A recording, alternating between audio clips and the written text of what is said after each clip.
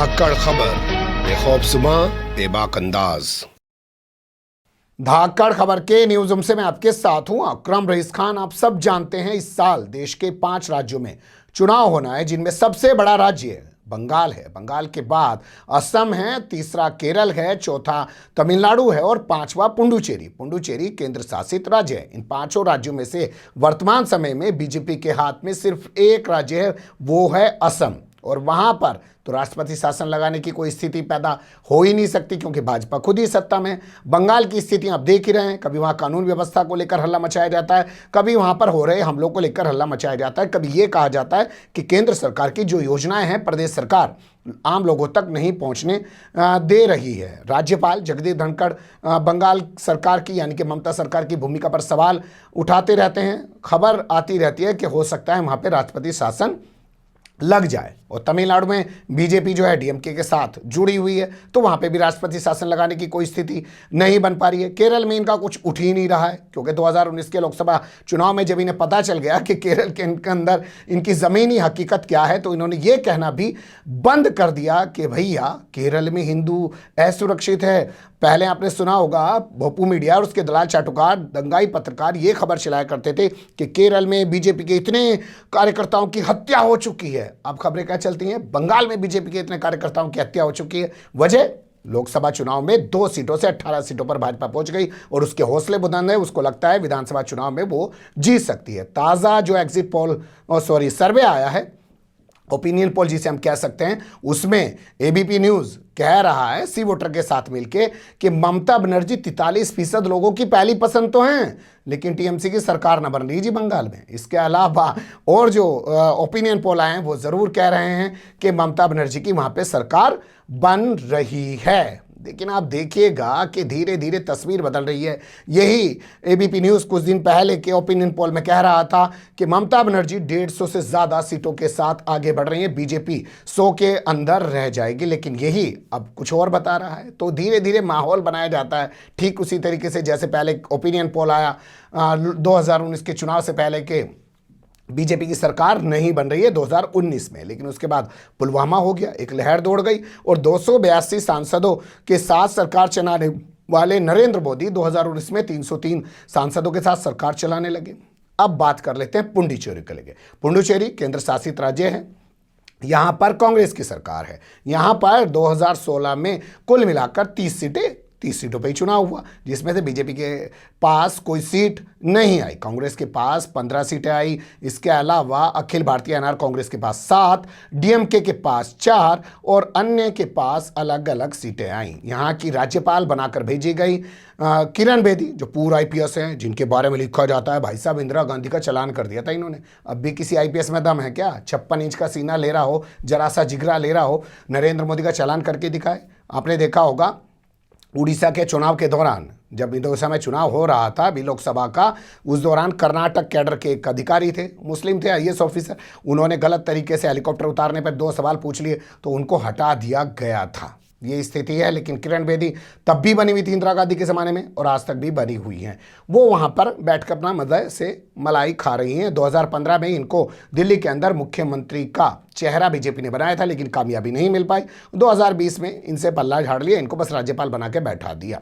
उस पुडुचेरी में ज़रूर राष्ट्रपति शासन लग सकता है। ये है बड़ी खबर। आप कहेंगे बहुत देर बाद जाके खबर पे आया, लेकिन असल मुद्दा यही है कि पुडुचेरी में राष्ट्रपति शासन लग सकता है। क्यों? बताया जा रहा है कि 4 विधायक इस्तीफा दे चुके हैं पिछले 5-7 दिन के दौरान कांग्रेस के, और 1 विधायक को पार्टी विरोधी गतिविधियों में पार्टी से निकाला जा चुका है।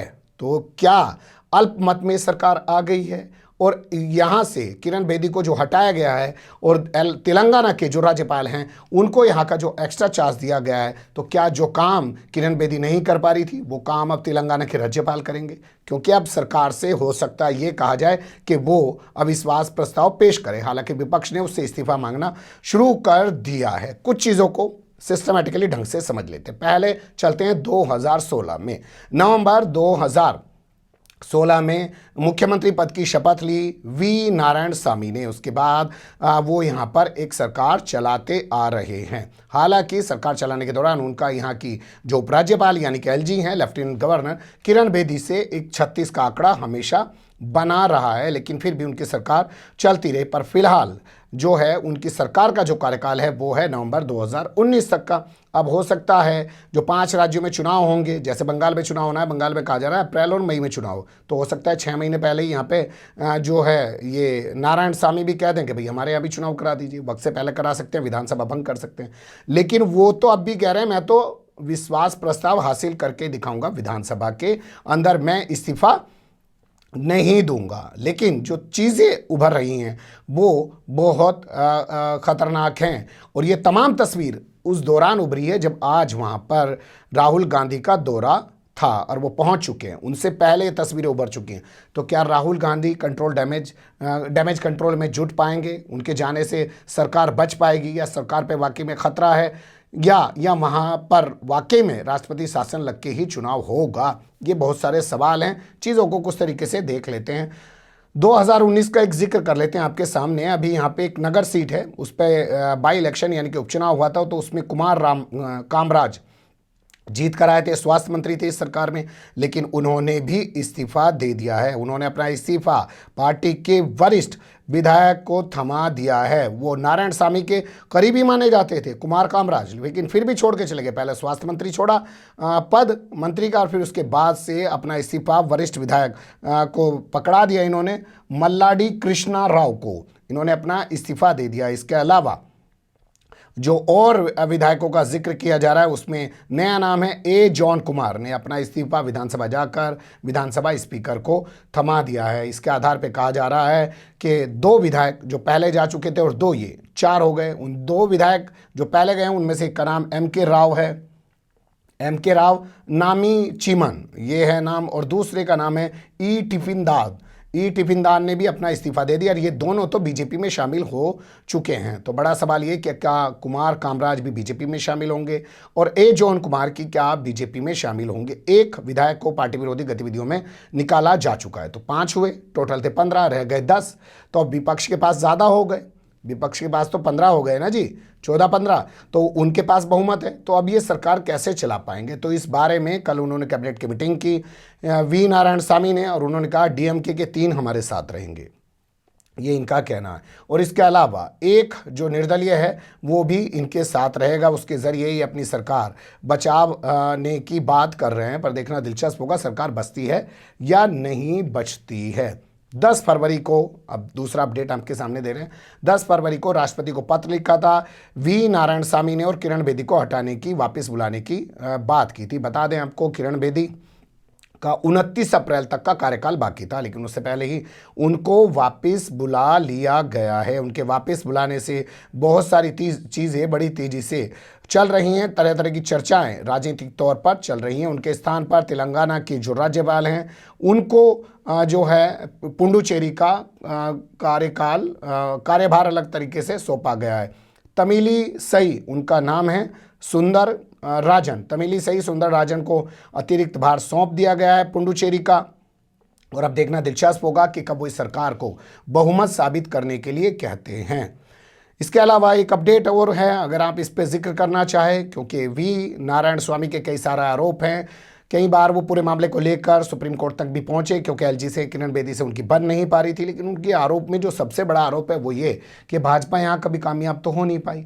3 उसके पास विधायक हैं, वो तीनों के तीनों नॉमिनेट यानी कि नामित विधायक हैं, लेकिन फिर भी भाजपा कह रही है वो पूर्ण बहुमत के साथ यहाँ 2021 में सरकार बनाने जा रही है। आपने सुना ही होगा अमित शाह को, नरेंद्र मोदी को, तमाम लोगों को वो दावे कर रहे हैं। उनका कहना है कि वो तो इसे राज्य ही नहीं रहना देना चाहते।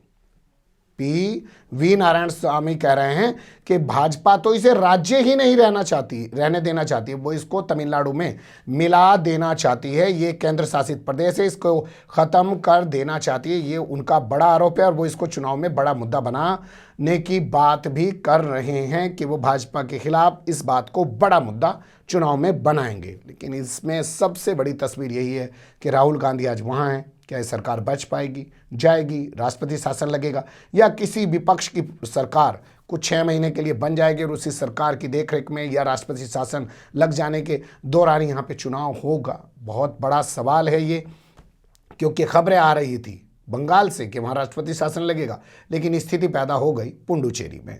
बने रहेगा धाकड़ खबर के साथ। कुछ अपडेट थे, कुछ जानकारियां थी, आपसे साझा की। कमेंट्स के रूप में आप लोग अपनी राय दे सकते हैं, खबर को लाइक कर सकते हैं, चैनल को सब्सक्राइब कर सकते हैं और ज़्यादा से ज़्यादा हमारी खबरों को शेयर कर सकते हैं। फिर ऐसे ही किसी सुलगते हुए या उलझते मुद्दे लेकर मैं आपके सामने हूँगा हाजिर। फिलहाल अभी मुझे दें इजाज़त।